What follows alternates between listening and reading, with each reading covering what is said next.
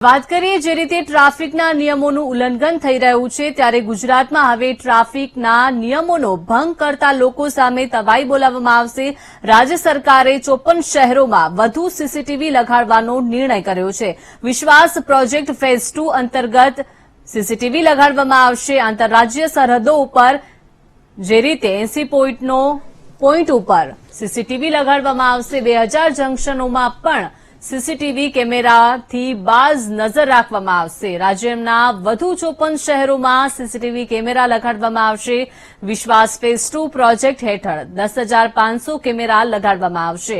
આંતરરાજ્ય સરહદો ઉપર 80 પોઈન્ટનો સમાવેશ કરવામાં આવ્યો છે। ટ્રાફિકના 2000 જંકશનો ઉપર પણ આ સીસીટીવી ફૂટેજ લગાડવામાં આવશે અને સીસીટીવી ફૂટેજના આધારે બાજ નજર રાખવામાં આવશે।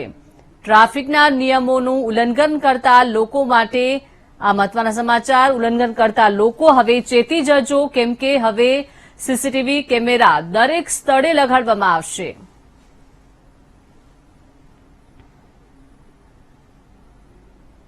સરકારે આ પ્રોજેક્ટને વધારીને 54 અન્ય શહેરો ઇન્ક્લુડિંગ સુરત શહેર, વડોદરા શહેર અને રાજકોટ શહેરના હિસ્સાઓ અને અન્ય મહાનગરપાલિકા નગરપાલિકાઓમાં આ કેમેરા વધુ 10,000થી વધારે કેમેરા સ્થાપિત કરવા માટે નિર્ણય લીધી છે।